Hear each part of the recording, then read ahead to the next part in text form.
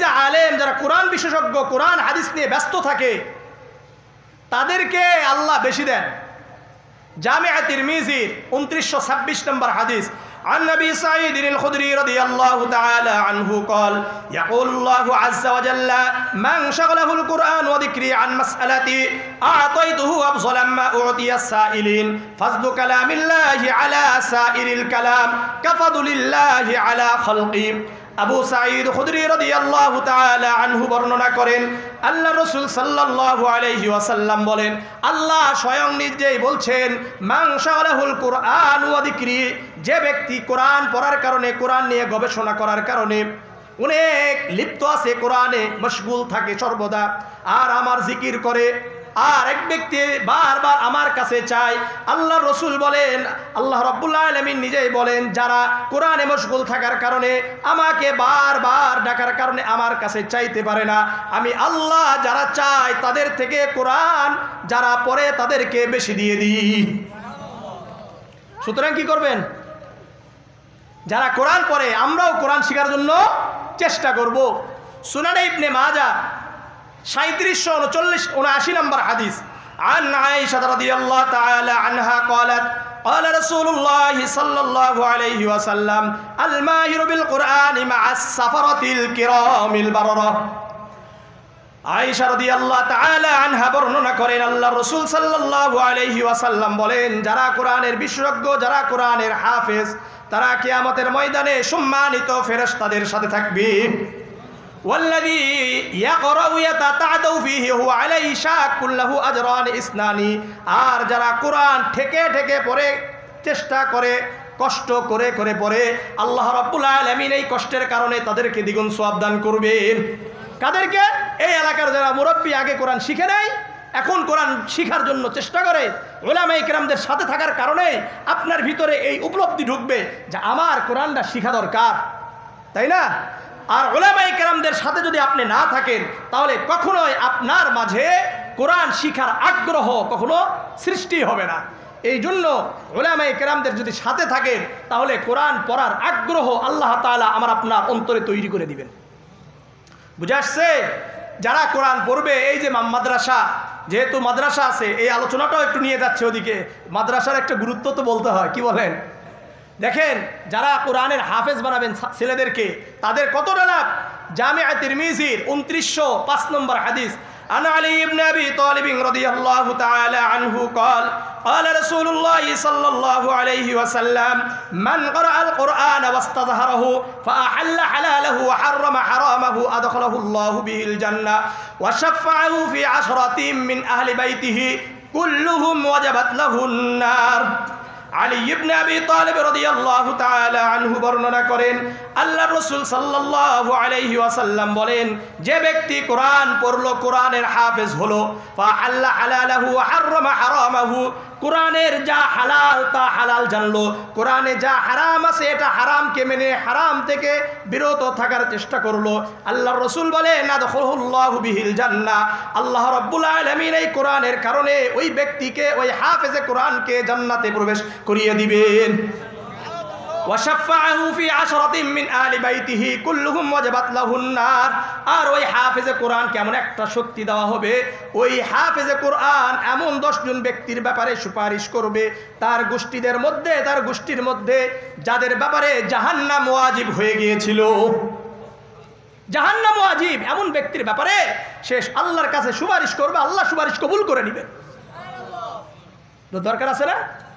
হ্যাঁ, এই কোরআন আপনারা যারাই পড়বেন, হাসরের ময়দানে এই কোরআন আমার আপনার জন্য সুপারিশকারী হবে।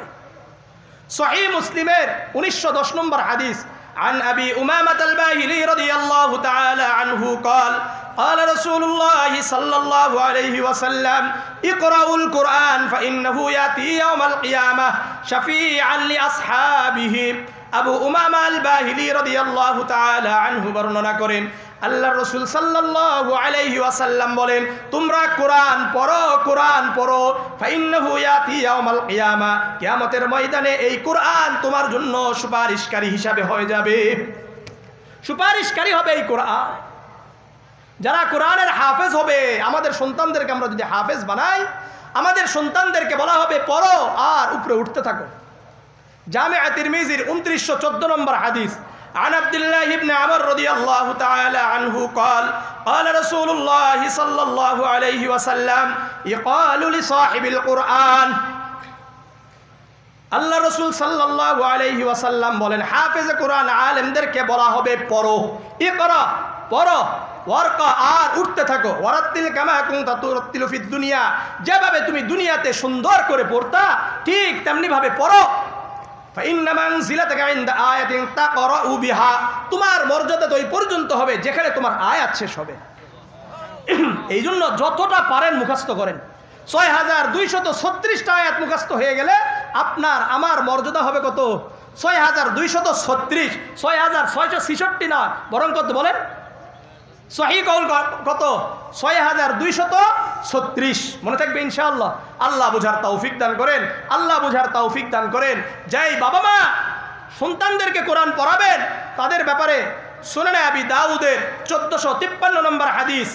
عن معاذ الجهني رضي الله تعالى عنه قال قال رسول الله صلى الله عليه وسلم من قرأ القرآن وعمل بما فيه ألبس والداه تاجا يوم القيامة ضوءه أحسن من ضوء الشمس في بيوت الدنيا لو كانت فيكم فما ظنكم بالذي عمل بهذا। মুআয আল জুহানী রাদিয়াল্লাহু তাআলা আনহু বর্ণনা করেন, আল্লাহর রাসূল সাল্লাল্লাহু আলাইহি ওয়াসাল্লাম বলেন, মান ক্বরাআল কুরআন, যে ব্যক্তি কোরআন পড়লো, কোরআনের উপর আমল করলো, উলবিসা ওয়ালিদাহু তাজান ইয়াউমাল কিয়ামা, কিয়ামতের ময়দানে তার পিতা মাতার মাথায় নূরের মুকুট পরিধান করানো হবে। কিসের মুকুট? যাউহু আহসানু মিন যাউইশ শামসি, যেই মুকুটের আলো দুনিয়ার যে সূর্য দেখছেন এই আলো থেকেও বেশি হবে।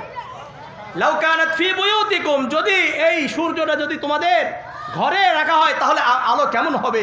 এরপরে রাসূল বলেন, ফামা যান্নুকুম বিল্লাযী আমিলা বিহাযা, তোমাদের ওই ব্যক্তি সম্পর্কে কি ধারণা, যে ব্যক্তি, যেই ছেলেটা কোরআনের হাফেজ হলো, কোরআনের আলেম হলো, তার ব্যাপারে তোমাদের ধারণা কি? সুতরাং আমাদের নিজেরাও কোরআন পড়ার জন্য চেষ্টা করব, আলেমদের সাথে থাকার জন্য চেষ্টা করব, সন্তানদেরকেও আলেম বানানোর জন্য, হাফেজ বানানোর জন্য চেষ্টা করব। মাদ্রাসায় সহযোগিতা করবেন, মাদ্রাসাদের সাথে থাকবেন।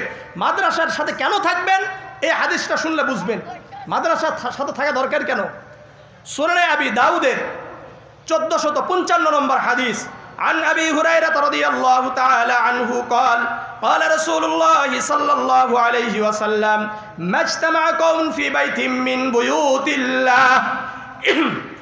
আবু হুরায়রা রাদিয়াল্লাহু তাআলা আনহু বর্ণনা করেন, আল্লাহ রাসূল সাল্লাল্লাহু আলাইহি ওয়াসাল্লাম বলেন, মা ইজতামা কওমুন ফি বাইতিম মিন বুয়ুতিল্লাহ, আল্লাহর ঘর সমূহের মধ্যে কোনো একটা ঘরে মানুষরা একত্রিত হইল। ভালো করে বুঝেন হাদিসটা, এখানে আমার আরেকটা কথা আছে। মাজতামা কওমুন ফি বাইতিম মিন বুয়ুতিল্লাহ, আল্লাহর ঘর সমূহের মধ্যে কোনো একটি ঘরে একত্রিত হয়ে ইয়াতলুনা কিতাবাল্লাহ, আল্লাহর কোরআন তেলাওয়াত করেন, ওয়া ইয়াতাদারাসুনাহু বাইনাহুম, কোরআন এবং হাদিসের শিক্ষা নেয়, ইসলামী শিক্ষা নেয়। এখানে বিষয়টা বুঝেন, কি বললেন? আল্লাহর ঘর সমূহের মধ্য থেকে কোনো একটি ঘর। তাহলে যেখানে কোরআন এবং হাদিসের শিক্ষা হয় এটা কার ঘর? কিন্তু আমাদের সমাজে একটা প্রচলন আছে, আল মসজিদু বাইতুল্লাহ ওয়াল মাদ্রাসাতু বাইতুর রাসূল, মসজিদ আল্লাহর ঘর আর মাদ্রাসা রসুলের ঘর, আছে না? এটা শুনছেন আপনারা? এই কথা কোনো অস্তিত্ব কোরআন এবং হাদিসে নাই। হাদিসে আছে ফি বাইতিম মিন বুয়ুতিল্লাহ, আল্লাহর ঘর সমূহের মধ্যে হতে কোনো একটা ঘরে যদি আল্লাহর কোরআন তেলাওয়াত হয়, কোরআন এবং হাদিসের চর্চা হয়, এটা কার ঘর? তাহলে মাদ্রাসা কার ঘর? আবার বলেন, মাদ্রাসা কার ঘর? আল্লাহর ঘর। এই ঘরে কি হয়? ইল্লা নাযালাত আলাইহিমুস সাকিনা, সর্বদা আল্লাহ তাআলার পক্ষ থেকে সাকিনা অবতীর্ণ হতে থাকে। ওয়া হাফাতহুমুল মালাইকা, আল্লাহর ফেরেশতারা মাদ্রাসাকে বেষ্টন করে রাখে।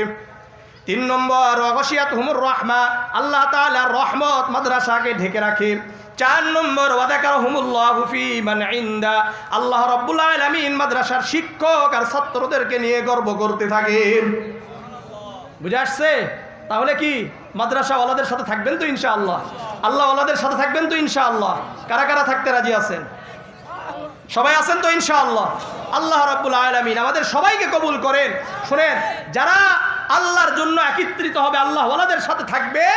আর যারা আবার আল্লাহ তাআলার জন্য পৃথক হয়ে যাবে, আল্লাহ তাআলা আরশে আজিমে ছায়া তলে তাকে ছায়া দান করবেন। বুঝা আসছে? এই যে এখানে কার জন্য আসছে? আল্লাহর জন্য আসছেন। মাদ্রাসায় যাবেন কার জন্য? আল্লাহর জন্য। মাদ্রাসায় আমরা কিসের জন্য যাই? টাকা ইনকাম হয় না, ওখানে আল্লাহর জন্যই যাই, তাই না? হাদিসটা শোনেন মনোযোগ দিয়ে।